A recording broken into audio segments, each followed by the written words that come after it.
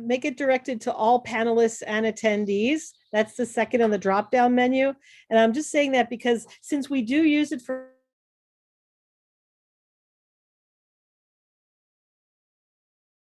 are. So, and you can yes, that's what I feel too. And these agreements. Next slide.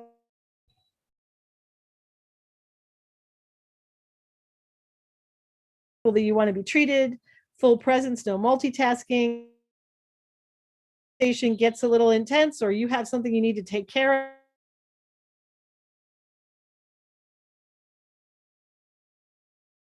Like Tammy and Anna, just put I agree. And I think I didn't necessarily. Would anybody like to speak to this? And if I say that and you want to speak to it, you raise your hand. Dee will need to unmute you. Then you'll unmute yourself. I'm glad to see everybody's agreeing. And now we're going to launch right. My internet connection is unstable, it says, which I don't know what that means, but I'm just going to cross my fingers and hope everything works out. Savannah, you're going to want to go adjust to being panelists and attendees, just letting you know. So the first question we have is with relation to, I keep cutting in and out. Oh, I'm sorry. The first question we have, as you were grieving. How have you navigated forgiveness as you were grieving? Another way of putting this question is, how is forgiveness? Yes.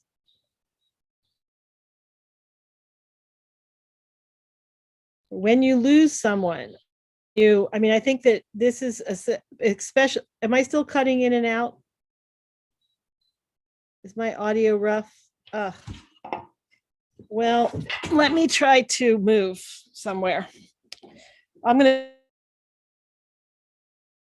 to, and you'll notice my background is staying the same. Tell me if it's getting better. Okay, so navigating forgiveness as you're grieving. I think the question here for me, it comes up in relation or kind of separation, any kind,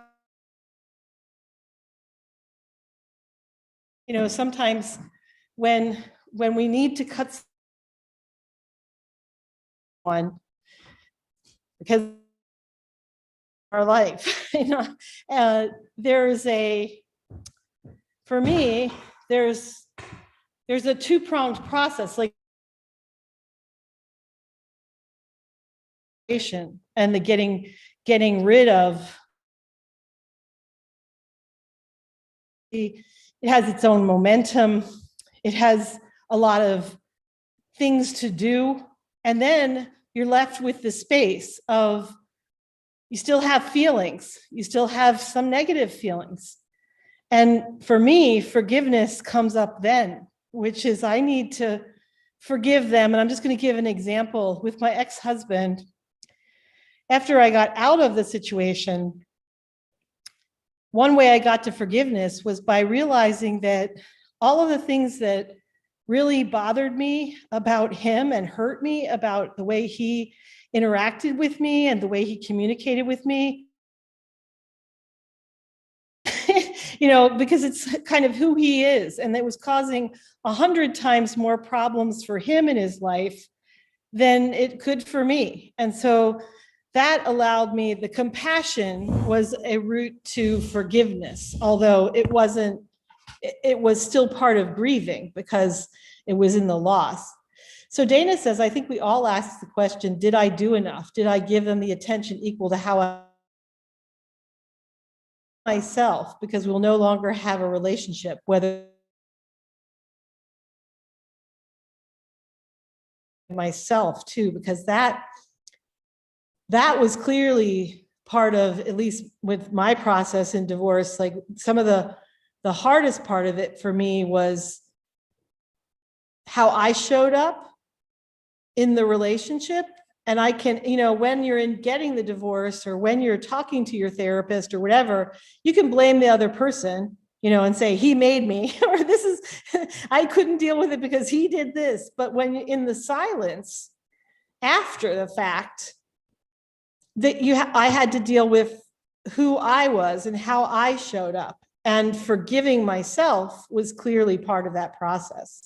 Tammy says, forgiveness usually comes fairly easy to me. Sometimes angry with another person, sometimes myself, sometimes God. I've learned over the years that forgiveness isn't for the other person, it's for me. I need to let go in order to move on. And Dana says, I need to forgive myself for not recognizing my own needs sooner in my divorce process. Yeah, and sometimes for me, the forgiveness, I'm thinking about I think I've talked to you all about, like, with the passing of my father, part of my process, my creative process in creating a poem and then writing his obituary and eulogizing him involved forgiveness for both myself in judging the way I judged him, and also for things, ways that he wasn't there for me, as a child. Christina says, in my case, I tried to forgive, but it was hard because it affected my family. So I try to be patient, but my anger sometimes gets the best of me. Thank you for sharing that too, Christina, because we're human, right? So it's good to understand what gets in the way of being able to, it's like, as Tammy says, forgiving, forgiveness isn't for the other person, it's for me. I need to let go. Like, you can intellectually know what the why of forgiveness, but actually doing it, it's good to know what the barriers are in yourself, and it's good to dialogue with the anger, and realizing that anger is just an emotion too, and there's stuff behind it, behind anger. Usually it's disappointment. There's a story of holding on to your anger and hurt across the street from you, laughing and smiling and enjoying their life. How does your anger hurt them? It's just a burden for you. So that's really something to think about, right?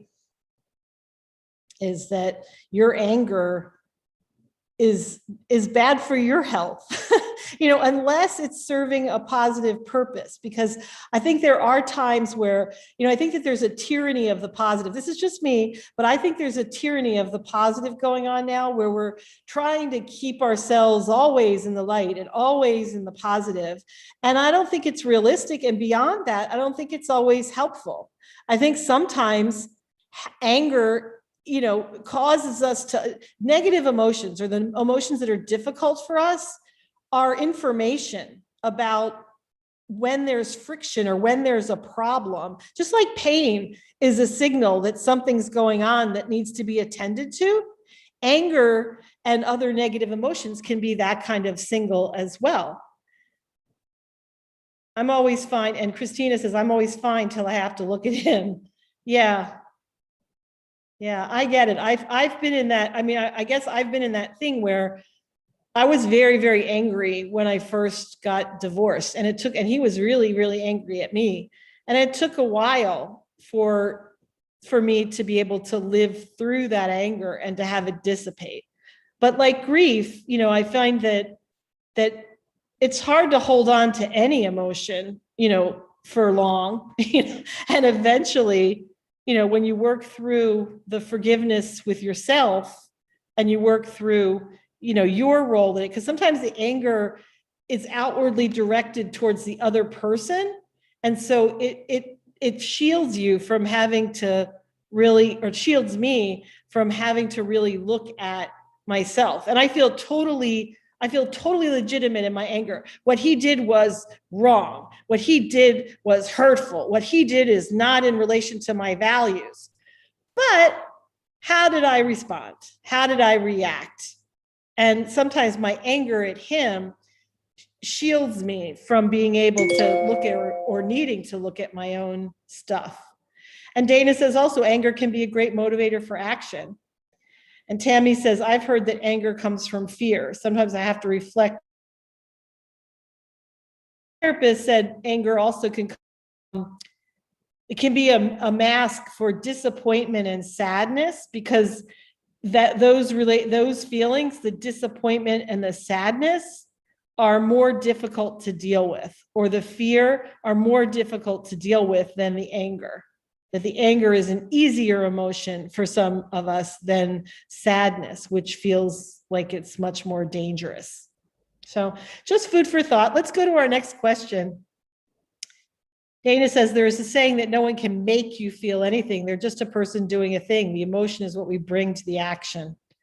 Yep. So now let's go to a place where we ask, what is a superpower within you that supports your healing? And Tammy says, yes to Dana, a reaction. Yes, our reaction. What is a superpower within you that supports your healing? What is a superpower within you that supports your healing? I like these questions. These are from our grief deck. And I've never thought about it, like what's a superpower within me that supports my healing? Dana says resilience and never giving up. Tammy says, I think for me, it's patience with myself and with others. I was going to say self-reflection and honesty, like the willingness to courage, I think is another superpower within me, like my willingness to deal. I think it's hard for me to do the things that are necessary for me to heal without my being able to confront what's going on or what I'm doing that's not supporting my healing. Let's hear from some other people. What's a superpower within you that supports your healing? Christina says the strength to always move forward. Nice. Others?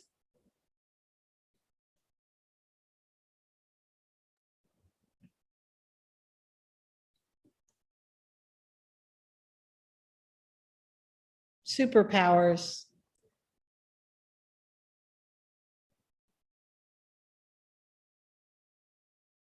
Tammy says our character strengths, such as in the VIA character strengths inventory, are superpowers. Really nice. Those of you that we did a webinar, thank you for reminding us, Tammy, early on in COVID, probably early last year. I mean, I don't know if Dee can find it and put it in here, but we did a webinar on VIA and the character strengths inventory.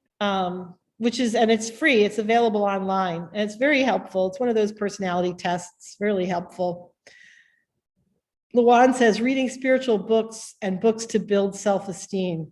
So I'd say like the superpower, you know, I resonate with that too, Luan, is the thirst for knowledge, the being a continuous learner, you know, and being willing to take in information. Oh, Tammy, thank you. And Savannah says, finding ways to blow off steam, cleaning to allow reflection. Nice. Prayer, connection to God or connection to higher universe, higher power, those clearly a strength. Nice. Okay, so let's go to the next question because we're about halfway through. And these questions, the questions are kind of in some ways more important than the answers, right? Like just to have them rattling around in our brains for a while. So how has surrendering to grief allowed you to transcend it? And if this resonates with someone, if you would raise your hand and let Dee unmute you and talk about it, that would be great. How has surrendering to grief allowed you to transcend it?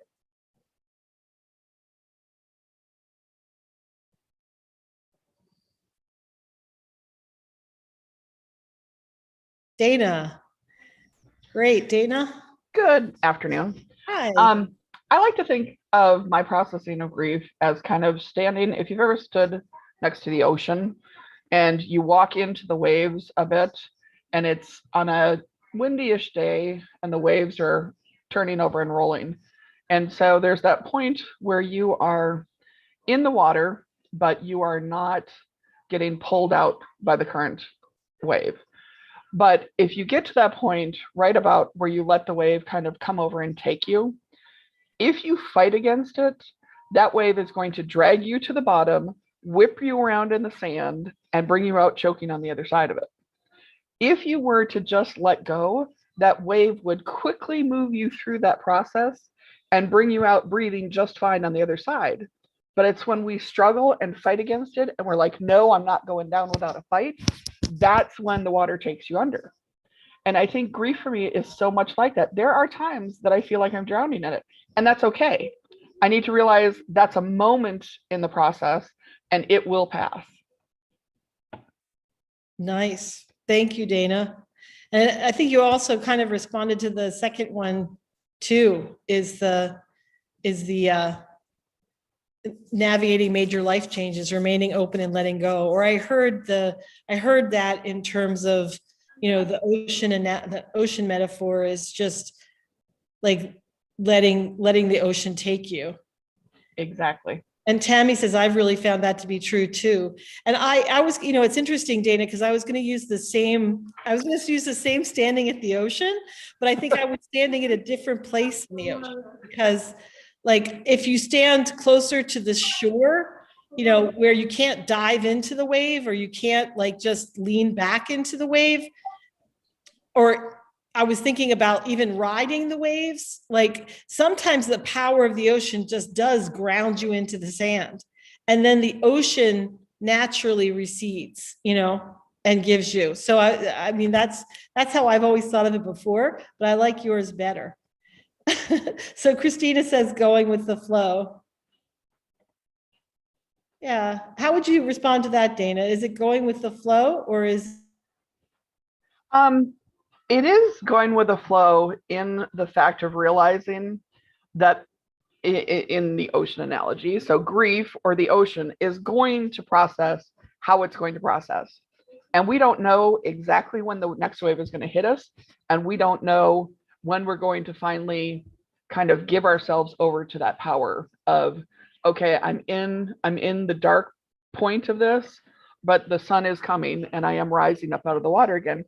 And so as far as going with the flow part of that, I think yes, into relaxing what is the process. But realizing, like you said, I don't care how prepared you are, at some point the ocean is going to drag your butt against the ground and you are going to have some sandburn on your backside. Yeah. Yeah. I was also reminded of Yoli when Yoli was on early in the week, and that was a great webinar also, like grief as a superpower herself. And one of the things that she said that really resonated with me is that we're always kind of in a grief process. Grief is change. If grief is letting go of some things and making space for others, then we're kind of, some of the grief is more intense and some of it hits us harder. And then what Ruby was saying yesterday, Ruby Mabubi, is that what makes the difference about whether you hit it hard or not. In this conversation, we've always talked about the depth of your love or the degree of your caring for the other person or for the relationship, the amount of energy you have invested in it. And what he was saying is it's really about your attachment and your expectations, and how much you want to control what the future is going to look like. It's attachment to the past and attachment to the future, your idea of what the future is supposed to be, So just knowing that might help in terms of, like, Dana, when you were saying, like, relaxing into what is, into, and not fighting it, not fighting it or resisting it, just kind of like being with it with love for yourself and patience and all the things we were talking about as our superpowers, faith, prayer, patience, knowledge, learning, resilience, not giving up, just finding a way to be with what's happening doesn't please us. Aren't supposed to, is we have to stop shooting on ourselves. Yep. And Christina says, I try to trust the process of my healing and find ways to just become a better person daily. You're perfect, Christina. You're perfect. I wrote something this last week with reference to a relative that has passed, who had a lot of challenges and was a jerk for a lot of his life. I'm just saying, like, and I think his children and others had difficulty eulogizing him because, not because they didn't love him, they loved him and they appreciated the positive things. It's just that the negative things about how he was doing and how he was treating himself and how he was treating other people were so, and the choices he was making were so much more prominent, you know, in recent years. And I wrote something about understanding that you can love someone who's a jerk, you know, and that finally, you know, when you look at what love is, and I quoted Corinthians,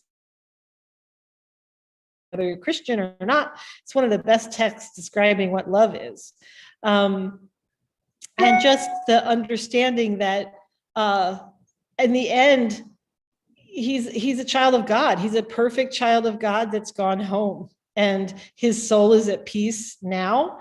And, you know, if you believe in the rebirth, you know, like that, he'll have chances in the future to work off all that karma, you know. So I'm eclectic spiritually, as you can tell. Let's go to the next slide. This is, I think, our last question. And I love this question. These are all questions that are part of our grief deck, but what are some ways that your ancestors held space for grieving?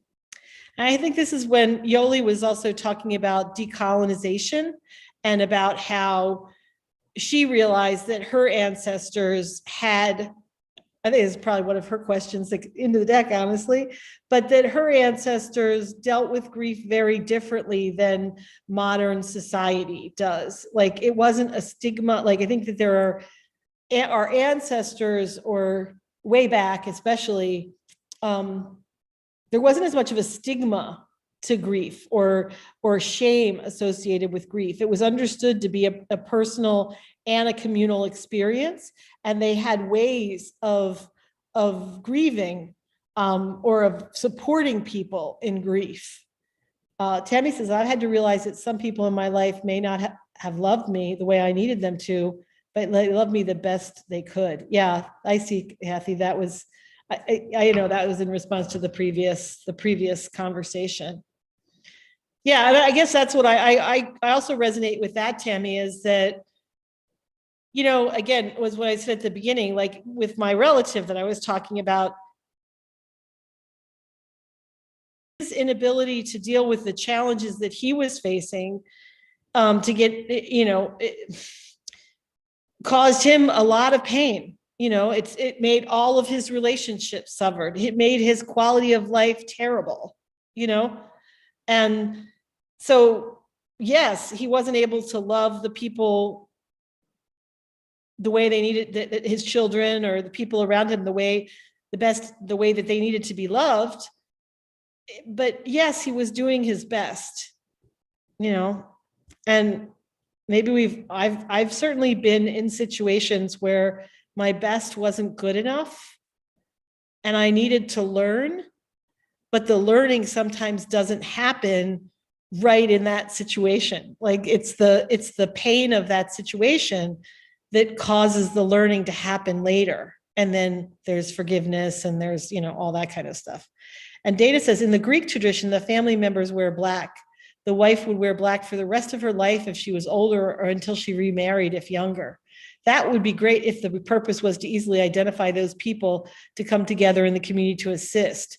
Med would simply wear an armband. Wow. That's like a recognition that your status, or in the society, and your, maybe emotional status has shifted forever. It's interesting.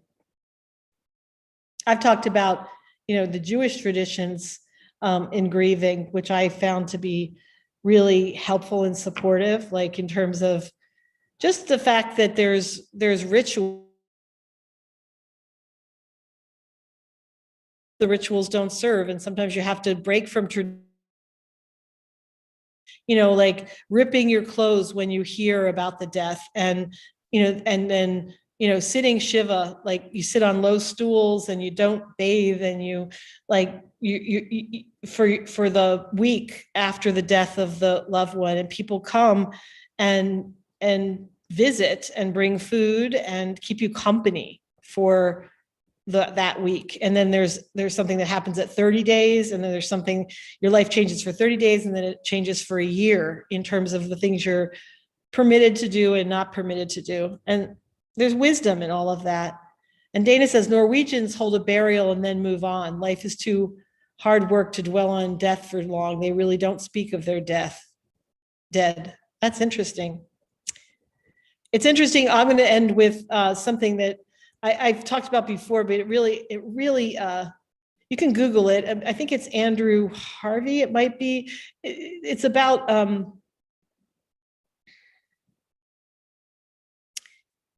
after genocide, when American psychologists came in and took people in Rwanda into little rooms and had them talk about the trauma. And the Rwandans said, and we had to ask them to leave. That's the punchline. We had to ask them to leave because none of the things that we knew to do to be able to deal with that kind of situation, like being in the sun, like being with each other, like music and dancing, they didn't do any of that. They only brought us into dark rooms and asked us to talk about it. So in terms of ancestors, in terms of holding space for grieving, I've heard Native Hawaiians, when someone was in a bad way, they used massage, like in the whole community massaging a person to, sequentially. So I think there's lots of rituals, and it might be something to look at, to look into, is, ancestors and what did they do to hold space for grieving. So we're at the end of our time today. Rich conversation. Thank you very much for joining. And let's go to the next slide, Dee, and remind people what's tomorrow. I know it went by really fast. It was deep conversation, right? The questions were very deep. And it's like, wow, that was the 30 minutes. Tomorrow, Sarita will be here. I'm actually going to a funeral in the morning. So Sarita will be here holding space for our conversation on navigating grief and loss post-pandemic. Yes, it is like when you run out of time in a cafe conversation. And then Friday, we have a Grief Compass Cafe. And next week is going to be a short week for us because we're only having 2 webinars. On Monday, we have no webinar because it's the holiday of July 4th. Tuesday, we start Intro to Family Vitality. July is our Family Vitality Month. We're going to do teens after that, and then Living the Protective Factors with the affirmation cards. And then Wednesday, Tunja Otis will be here, and she is going to be talking about emotional family vitality. And the topic is Keep Calm and Carry On. We encourage you to come to our upcoming webinars. Go to the Grief Compass Cafe if you want to. Wonderful. I'm glad it inspires you, Dana. I'm glad. And that's what it's about, is these, next slide, Dee, is these conversations. These are intended for cafes, but they're also just available. All of our cafe question cards are available for your family conversations as well. And we're about ready to launch a game, which we'll tell you more about, is a game to play with your families to be able to get great conversation going and heal the, it comes out, like I've talked a lot about this, that during the Trump administration, especially in my family, it became very clear that we had people on different sides of the political divide, and conversation became really difficult. So what I thought was, we need something that people can have for Thanksgiving and Christmas and, gatherings of families that will have us talking about and rediscovering ourselves and what we love about each other and learning about each other's histories. And so that's coming. I'm teasing it now, but that's coming. So thank you very much for coming today, and I'll see you next time. Great, Christina. Wonderful. Wonderful. Thank you, everyone. Take care. Bye-bye.